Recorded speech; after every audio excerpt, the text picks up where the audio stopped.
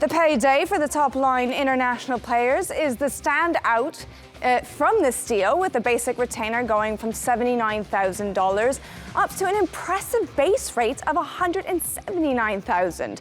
The deal was sent out by CEO James Sutherland, and the female players have been involved for the first time.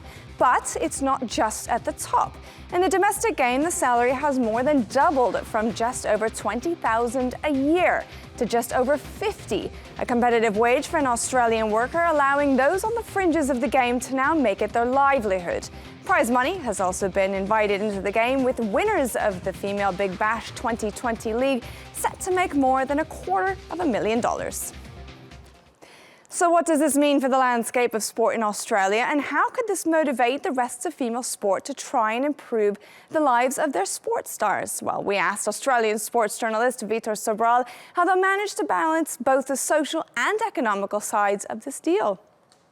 I think, as the statement said, it's a landmark decision because it'll be the highest paid national team participants for females in the country. And I think it sets a benchmark for other sports as well. But it could also be a reaction to the AFL women's competition, which has been taking from other sports and getting female participants to play AFL. So I think in that respect, cricket could be trying to say to the rest of the sports, well, we're going to pay you even more, so you should be playing cricket rather than maybe football or AFL. So in that respect, it's cricket setting a stake in the ground that it wants to be the #1 female sport, and also showing that it values female sport. And I think, of course, that was indicated by AFL women, but also by the Matildas at the Women's World Cup. It did quite well in TV ratings here a couple of years ago. The international players, they're going to get a massive, if it goes through, a massive increase of their pay, $100,000 each, which is quite an extraordinary amount for female players.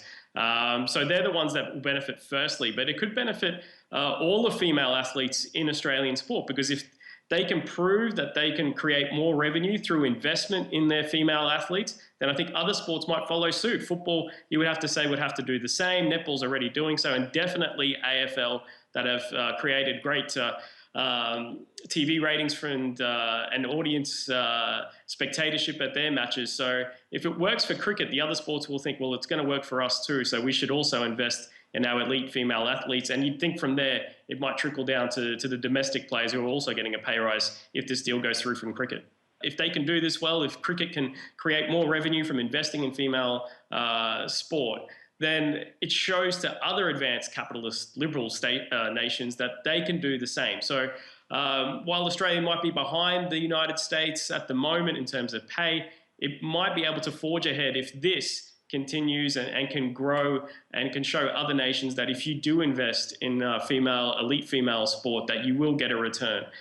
There is, I think, probably an economic element here that if you have to get on board to try and engage with what is half the population, and so investing in female sport shows you doing that. So there's definitely a branding exercise going on here, because there's not an immediate return on female sport as yet. But there's also that social inclusiveness, trying to say that we're going to treat female sport the same way we treat male sport, as was suggested. But I also think it is a reaction to what others have been doing and trying to keep female sports athletes playing cricket, participants playing cricket. So they see that the AFL has attracted a lot of players to their sport, and they don't want that to continue. And netball is also paying their players quite well as well. So I think this is cricket saying, we're going to be the #1 female sport in this country because we're going to pay you more. So I think there's a lot of these elements going on at once, and that's manifested itself in what looks to be, anyway, quite a good pay deal for women's cricketers.